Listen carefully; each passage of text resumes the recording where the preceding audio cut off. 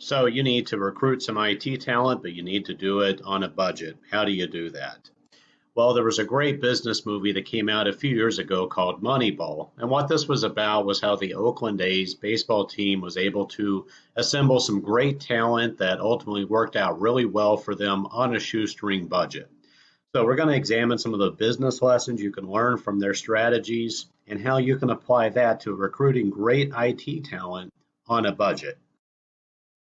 So, who am I and why am I qualified to speak to you on this topic? Well, I've been working in IT for about 20 years. I've been doing desk side support, system administration, and for the last 5 years, I've been working in IT security as well. I've seen a lot of different corporate environments. I've worked in a lot of different places where they had different recruiting strategies and have been able to see what works and what doesn't.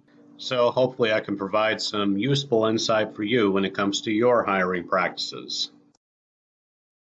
So let's start this discussion with the obvious. Businesses run on money. Even if you're a nonprofit business, your ability to survive and thrive is directly tied to your ability to earn money and then give out as little of that money in the form of expenses as possible. That's just the reality of the world.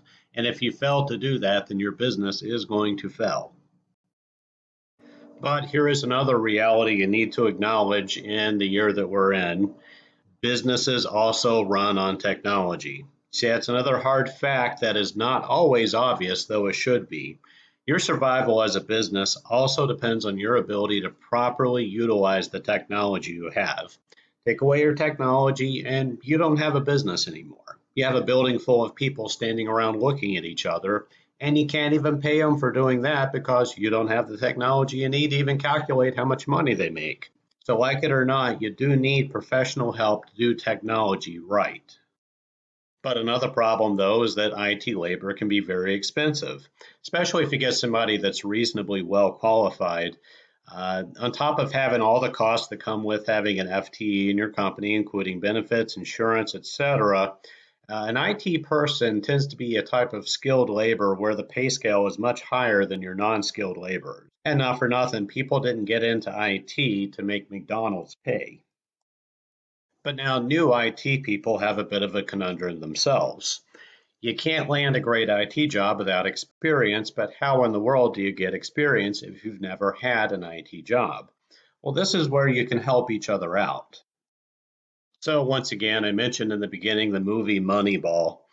This was such a good business movie about recruiting talent based not on old school intangible emotions and prejudices, but on the concrete metrics of how a person performs, and in the process, doing it all on the cheap. The Oakland A's needed to put together a baseball team on a shoestring budget. They had just lost a bunch of their talent, they're needing to bring new people in, and their budget had just got cut. Well, the team manager, Billy Bean, played by Brad Pitt, works with an economist, Peter Brand, who's played by Jonah Hill, and they assemble a team of low cost players that other teams had written off as unplayable, and then they went on to have a great winning season. There's lessons we can learn from the way that they did that. While we're on the topic of sports recruiting, another model that we can look at is college sports and how college teams get in new talent. They don't pay their players any money, but what they do give them is education, experience in playing the particular sport, and the ability to showcase their talents on a national stage. This gives them the opportunity eventually to go pro or take their college degree and settle into some other honorable career of some sort. But the point is, it's a mutually beneficial arrangement where the school is not necessarily paying out money, but they get the benefit of having the players play the sport. And of course, people come and pay money to see that and their sports memorabilia and all that fun stuff.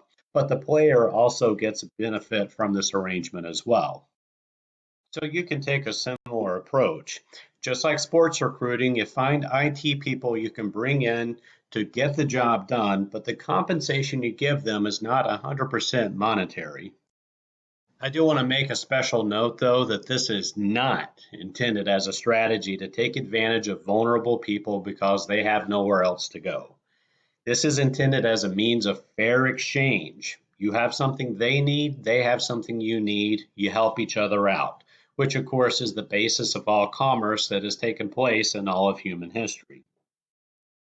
So, in this exchange, what do you get? Well, you get somebody who can provide you with the technical support that you need for a monetary price that you can afford. Well, what do they get out of the deal? Well, they get education and experience. Instead of having a blank resume with no experience on it working in IT, they can now list your company as relevant work experience. And they get lots of on the job training and perhaps a couple of IT certifications out of the deal, too. And they get experience in real world IT that a person can't learn from a book in school, like the politics of providing great customer service to users while tactfully protecting them from their own mistakes. Let me tell you a little bit about my story and why I know an arrangement like this can work. This is kind of how I broke into corporate IT back in the day. I was working a dead end job at Circuit City, which is, I guess, maybe kind of related to IT, but really isn't all that great of a job, of course. And I couldn't really get into corporate IT because I didn't have any corporate IT experience.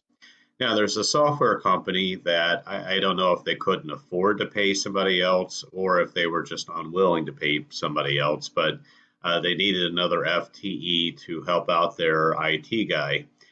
And so they hired me at the same pay I was making at Circuit City. But in the 13 months that I worked there, I got exposed to all kinds of corporate IT technologies. And because it was me and one other guy, we had to do it all. And so I learned so much while I was there. I didn't make a lot of money, but that was the thing I could put on my resume that then launched me into the next job where I did make a lot more money. And I've had a pretty good career since then. One of my big jobs while I was there was to capture documentation about what I was doing and how I was doing it. So when I left, my assistant took over, took my documentation, and kept rolling, and the cycle repeated. So, how can you do it? Well, you need to take on the mindset of a sports recruiter for a college team. First of all, figure out where to find good raw IT talent.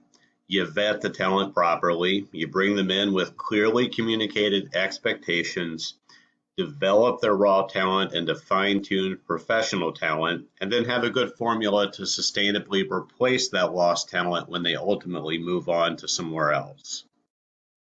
So, in this whole process, you may still need somebody to act as a coach. If you don't know much about IT, then you may not know who or what you're even looking for, meaning you may still need help in recognizing raw IT talent, recruiting it, and then developing it. So, you may need to take a hybrid approach where you have a professional IT consultant, an IT manager, or some other IT professional who can act as the adult to train and supervise your new recruits. This person would be an IT generalist themselves who also understands the business needs of your company, and they have the heart of a teacher, so they'll be able to pass on that knowledge reliably to these individuals. Keep in mind this is not 100% necessary, but it may make the whole process a bit more smooth. So where do you find this raw IT talent? Well, the best place to go is a local college, university, tech school, or vocational school where they have programs where students are learning about computers, learning about IT, and they have lots of book knowledge, but they also have very little practical experience. These are the individuals that would be interested in going into a program like what you're offering. So you develop a good relationship with the school. You clearly communicate to them who and what you're looking for. And then you see if the school has even an intern program you can work with. If not, make your own intern program. You can also go the traditional route of putting out a help wanted ad on a job board where you clearly explain that the job you're offering has great training and real world experience opportunities, but set the expectation right up front that it does not pay much from a financial standpoint. This is just a resume builder job. And so in this case, what you're doing is embracing being the stepping stone. So with this approach to IT recruiting, you are going to have to do a lot more vetting of the talent though.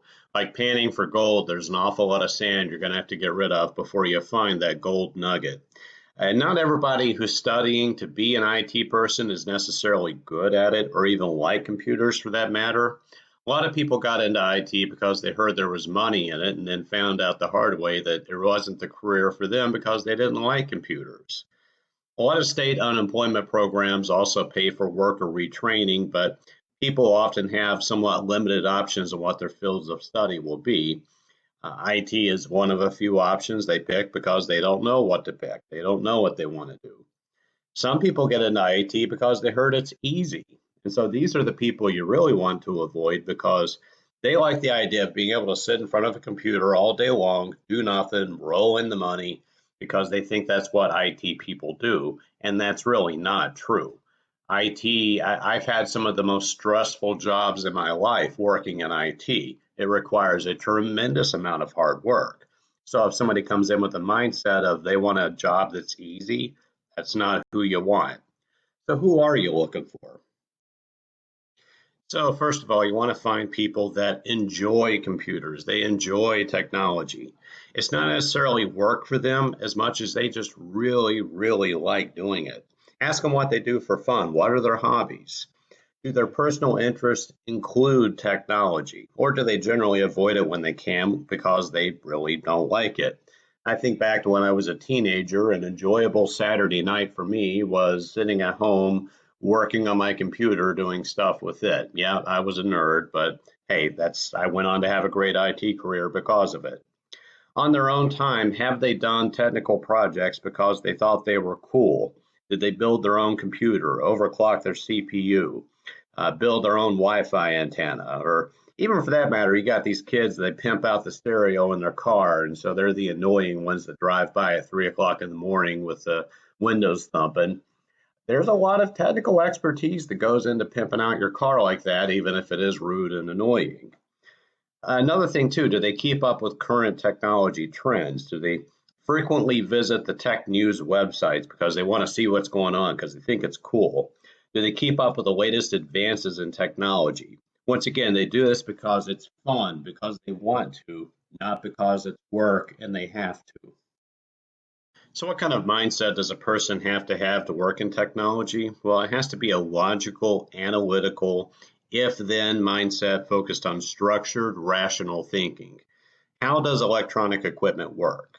Well, it's not magic. It might seem that way, but it's not. It's based on the laws of physics, mathematics, and highly structured systems of logical if then flows. The ideal candidate doesn't have to be predominantly left brained. It'll help, but they don't have to be.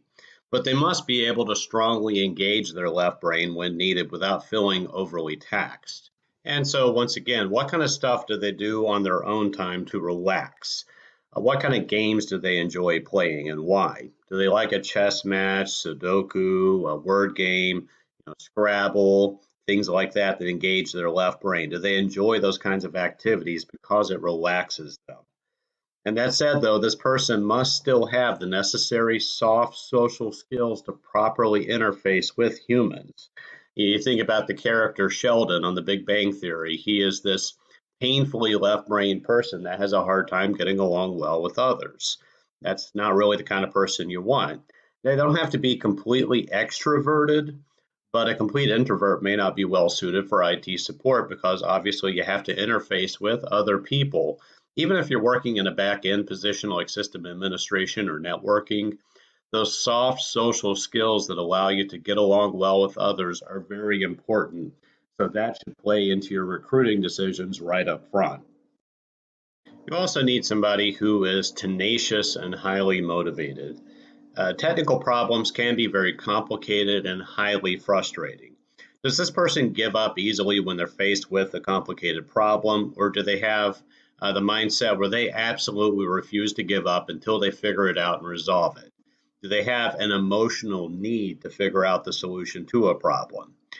This can be a good thing in moderation, but it can also be counterproductive if left unchecked. I've seen people spend all day working on a problem they could have resolved just by reformatting a machine, but they were so intrigued by the problem they wanted to figure it out. So there has to be balance with this. But also, along with that, does this person have a strong work ethic? Can this person be given a big task that involves a lot of complicated work and then be expected to follow through on that task without becoming overwhelmed and giving up? This is a learned skill. This is something that is taught to them maybe at an early age, or perhaps not ever taught to them and they've never learned how to work hard. A useful question you can ask right up front in the interview is ask them what the hardest day of work they've ever put in their life was. I think back to when I was 16 and I was helping a friend of mine move, actually literally move their house. They had to take it apart and move it up the street. We started working at 6 in the morning. We weren't done till 11 o'clock that night, and that's the most tired I've ever been. So, do they have a story like this? And the purpose in asking this question is not to find somebody that you can drive like a slave, but what it is doing is vetting that the person has the ability to kick it into overdrive when they need to. And also, like a burn in test for hardware, it validates that the regular everyday stuff will not intimidate them and burn them out. Of course, another important thing to find is somebody that you can trust. You'll be entrusting some of the most expensive and business critical systems in your organization to this person. Therefore, you need somebody that you can trust to be honest. This is also an acquired skill that not everybody has. Absent that proper ethical training as a child, it's a human tendency to act in your own rational best interest and be dishonest. And some individuals have lived their entire lives in a pattern of dishonest behavior. So when you interview this person, ask them questions like, what is the worst professional mistake you've ever made, and what did you learn from it? A person who's been in the pattern of lying to cover over their mistakes may be caught off guard by this question and will struggle to answer it. The simple fact of the matter is that everybody makes mistakes. The difference is that some people own those mistakes and learn from them, and some people take the approach of just trying to cover them up and avoid responsibility. Those are the ones you want to avoid. And of course, you can begin measuring this honesty right up front on the application. Be sure to include the question, have you ever been fired or asked to resign from a position? Please explain. This is not necessarily an opportunity to automatically toss out their application, but is a great opportunity to see how honest they are about their past mistakes. Do they own what they did wrong, and did they learn from it? Also, in the same vein of thought, if a person has a criminal record, that's also not necessarily an opportunity to toss their application out as undesirable, but is a great opportunity to see how honest they are about their past mistakes. See, every human makes mistakes. Some of us make very serious mistakes, but some are more honest about them than others. Think about the worst mistake that you've ever made that you just didn't get caught for. Mull that over in your mind and then try to be less judgmental as you look at their application. Everybody makes mistakes, but do they own them? And more importantly, did they learn from them? But now on this topic of measuring who you will and will not trust, something that's very important to be conscious of is bias in this decision making. Assuming that they have the personality traits that we discussed before that lend them to having great IT talent, any sort of human from any part of the planet has the capacity to be a great IT person. And so, aside from being illegal, it's just foolish to let biases about the following factors get in the way of finding that great talent: age, race, skin color, national origin, sex, disability, religion, personal creed, including what their politics are or are not. These are just silly things to measure people against. On the topic of age, you can teach an old dog new tricks. Some of the best, wisest, most responsible IT people I know are in their 60s and 70s. In fact, I can think of the specific example of a coal miner in Kentucky that got retrained, and now he's one of the wisest, most responsible, hardworking IT people that I know. And despite all the people that dump on millennials, they're just as capable of being honest and responsible as any other human you can bring in. It's almost like stereotypes aren't a reliable way of determining who you should hire. On this topic, race, skin color, what does that even mean anyway? I mean, this is such a silly concept when you really examine it in the context of what we now know in modern science, and really just looking at humanity from all over the globe and comparing people from different parts of the world. There's so much analog variation between different people that how do you even define what race means? It's such a dumb, silly thing. It's not so literally black and white. And so there is no correlation between what somebody looks like and how good of a candidate that they are for IT work. What a silly thing to base hiring criteria on. Does the color of your computer case have anything to do with how well it runs software, or do pink smartphones make better phone calls than silver ones? See, once again, that's just silly. And yet, many people have years and years of just cultural training that tells them, oh, you don't want to like and trust certain people because of what they look like. You have to recognize this bias in yourself and work around it in order to get good IT talent. Especially in IT, the topic of national origin can be kind of a hot button. Where a person is from or where their family is from has absolutely nothing to do with how good of an IT person they're going to be for you. And of course, there are those that have certain biases around, oh, they want to help out people from their own country, so that's all the people they're going to hire. Well, if you take that mindset, you're automatically blocking out 95% of humanity from your talent pool, so you're just shooting yourself in the foot. So we have to beware of political propaganda from various outlets that are brainwashing you to dislike and distrust people of certain countries in particular. It may be that the government of a particular country has certain beliefs and attitudes and policies that you don't like, but that doesn't mean that all the millions of individual humans from that country also have those attitudes. In fact, the very reason they live here and not there may be that they don't share those particular beliefs. When it comes to the topic of national origin, though, there is one sticky side note we need to throw in here. And this is not meant as a bias against anyone based on where they're from. It's just a matter of compatibility of oral communication protocols.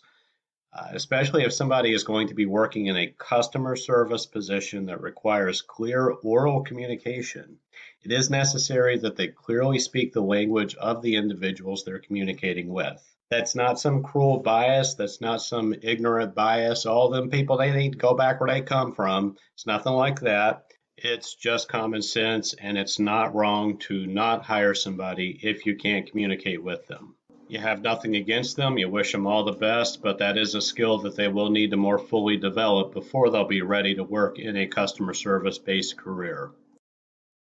So here's another topic that has a lot of bias built around it when it comes to IT hiring in particular.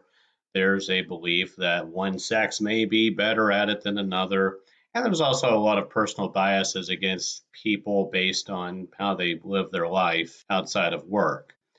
Looking at the people I've been associated with, there is zero correlation between how good of an IT person they are and what hardware they come pre-installed with from the factory, or what kind of conventions they live their life by outside of work. That has nothing to do with how good that they can look at a computer and figure out what's wrong with it and help you out with that. There's no correlation at all.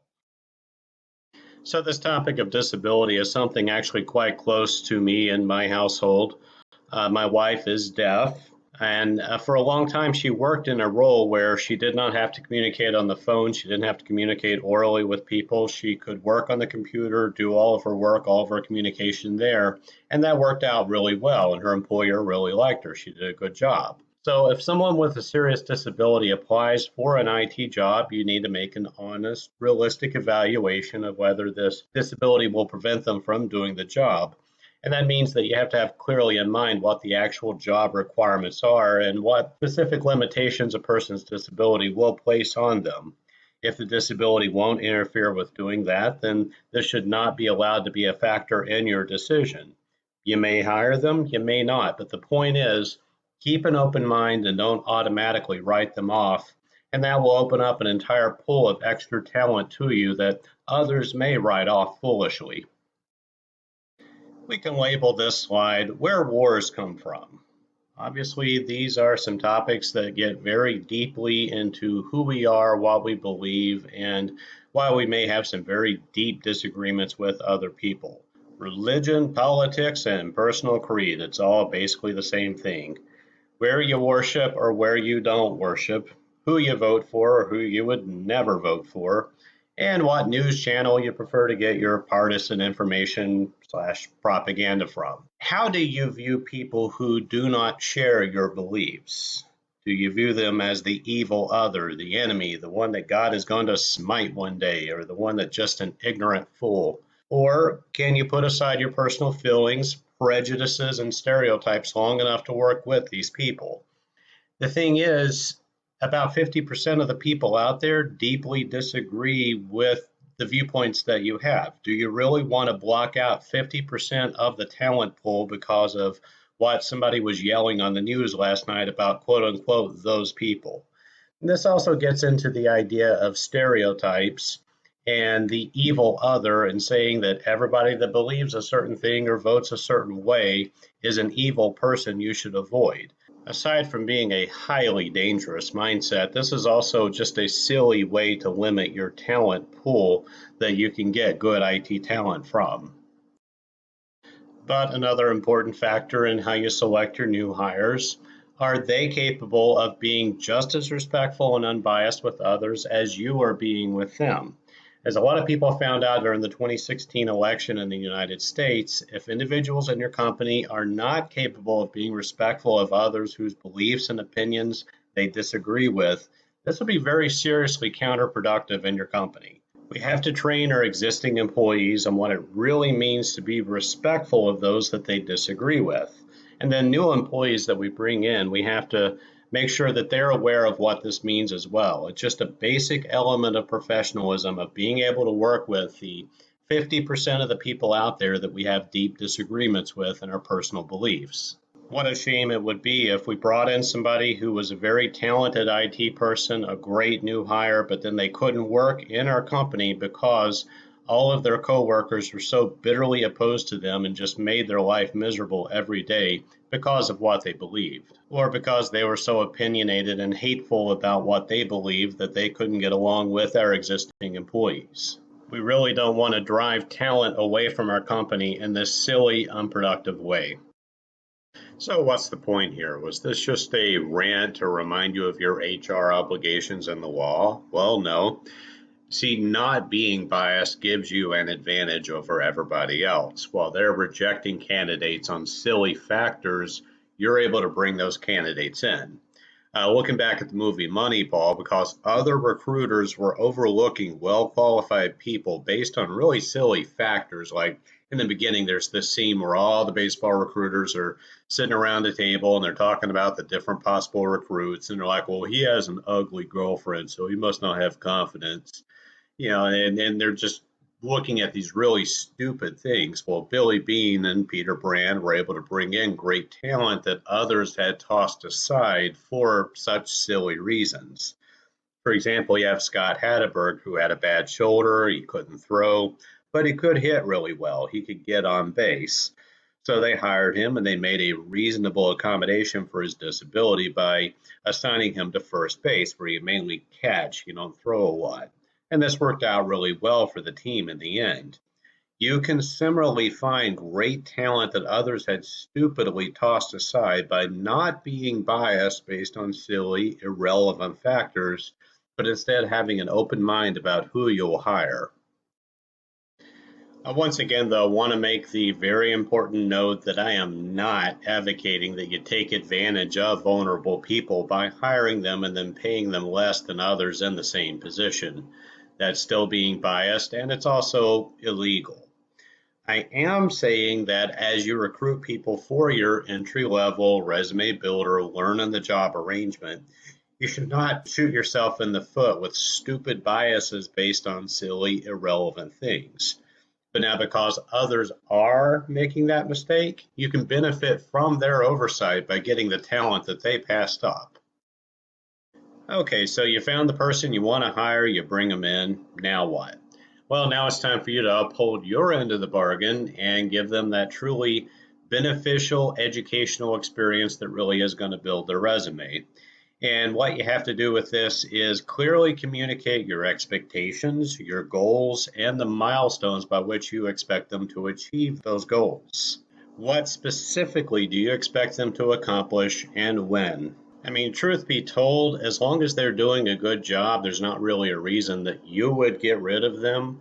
Their motivation for going elsewhere is that they want to make more money than the little amount that you're paying them.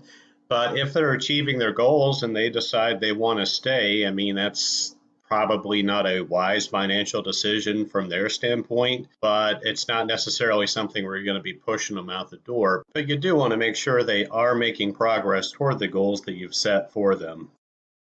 So let's say a person is studying to be a doctor. What's more important, that on-the-job training or the book knowledge that they get in school? The answer, both. And the most beneficial way that I've found to develop great IT talent is to partner on-the-job experience with the book learning of IT certifications.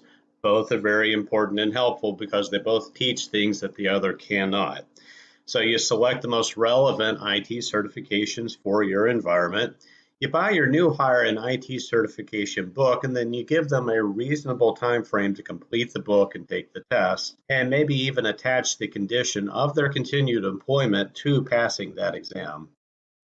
So when we talk about certifications, there are literally hundreds of them, but there are a few general ones that are good for entry-level individuals that really give them a well-rounded view of IT and that are very relevant to what most businesses use. Like you have the CompTIA A+, which is a very well-rounded overview of current computer technology and how to troubleshoot it. It really provides the basis that a lot of people need in order to go on to really any other certification that's technical. The Microsoft MTA series, I actually went through this in order to train one of my coworkers, and it is very basic, but it gives you a good broad overview. I would say that it would be helpful to have all of the certifications in the MTA series. Any one of them is probably too small and entry level to be of real value in of itself, but if you complete the entire series, then you have a really good baseline of knowledge. There's also other specific Microsoft product certifications like Windows 10, Windows Server 2016, Microsoft Office, Office 365. It really depends on what's in your environment, what you use, what they're going to be expected to support. There are many other certifications out there, though, that are much higher in level than the ones we just talked about that a person can progress to once they're working in an IT career. But many of these certifications require you to build on the base knowledge that comes from having the lower certifications. For example, CompTIA has an entire set of core certifications that start with the A+, and then expand on that knowledge into areas such as networking, servers, and IT security. These are just some examples of some of the most common certifications, but there are a ridiculous number of certifications out there available to take that are of variable usefulness in your career. Some are helpful, some aren't necessarily, but these are all Boy Scout badges that will get your resume noticed. There's a certain contingent of people out there, mostly people that have worked in IT since the very early days, that say, well, I think certifications are a joke. Most of the people that dump on certifications have never had one. They proclaim they're a waste of time and money, and they don't teach anything of actual value. And they may cite examples of people they knew with certifications who did really bad, dumb things. Well, obviously that can happen. That is a thing because you do have to balance that out with on-the-job real-world experience. But in reality, there's many other factors that come into play with their apprehension about certifications, probably.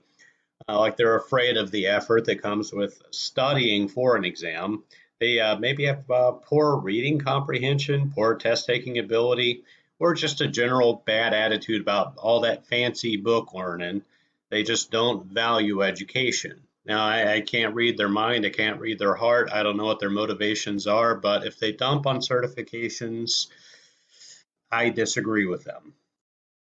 Certifications actually do a few very important things. First of all, they demonstrate somebody's ability to study and recall technical knowledge, which is important for working in IT.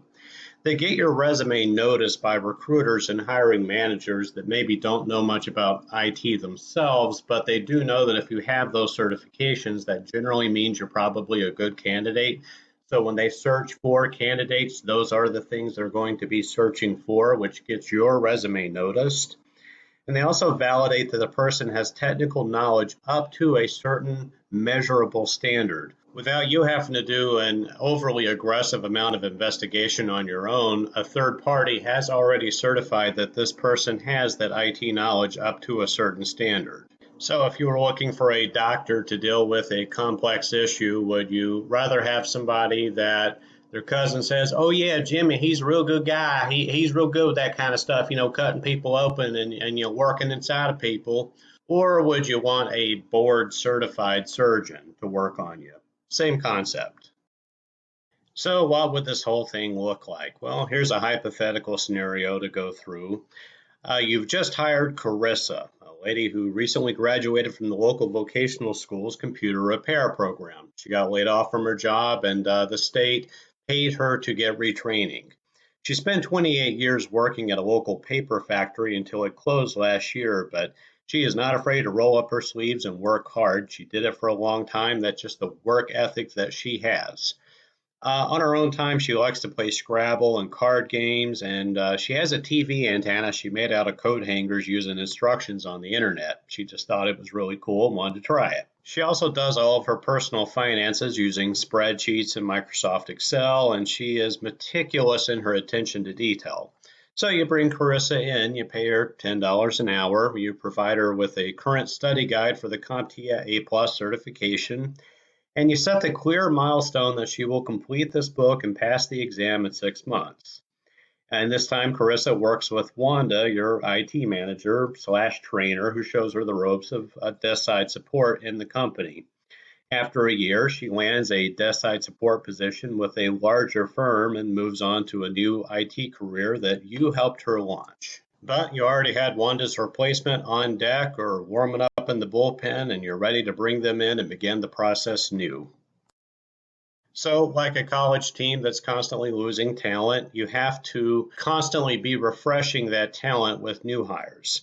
Since your staff will theoretically be moving on soon, you need to get other techs lined up to begin their training as well.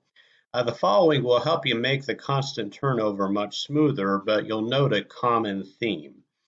Good, up-to-date system documentation on what software and systems that you use. Good procedural documentation on the specific steps you follow to carry out daily tasks.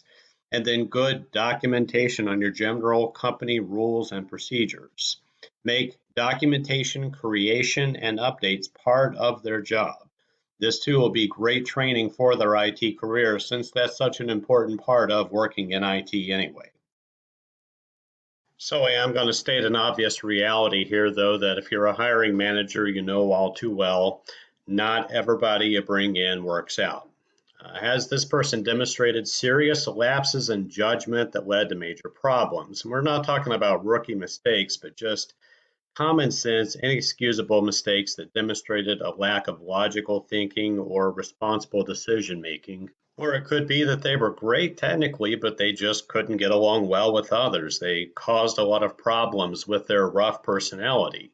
And that's a little bit less tangible to judge, but if they're constantly in arguments with other people, constantly in conflict, the common element may be that they're just a difficult person to get along with and they're not well suited for a customer service role.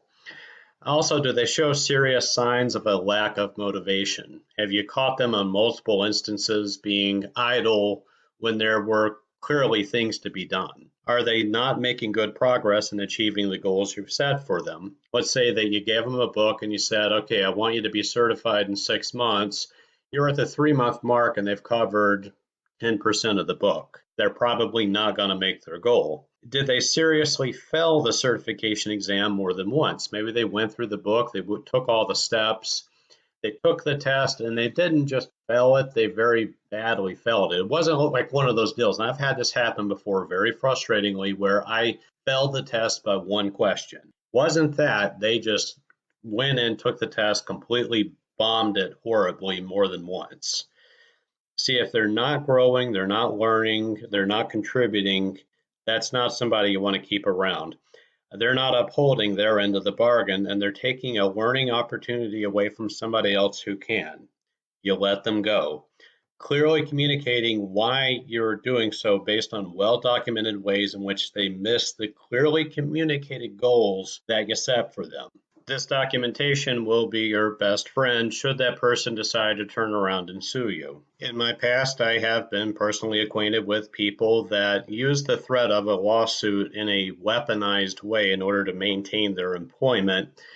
It's not fair, it's not right, but they were doing it as a specific strategy. So this is something that you have to take a chess player's mindset with and have a contingency plan in place to combat. As any lawyer will tell you, documentation is your best friend because that is what will most effectively combat a lawsuit. But for those who do work out, you can embrace being their stepping stone. You can get some really good talent that will help you out, will help out your business, but then you're also helping them out and launching their career. Everybody wins.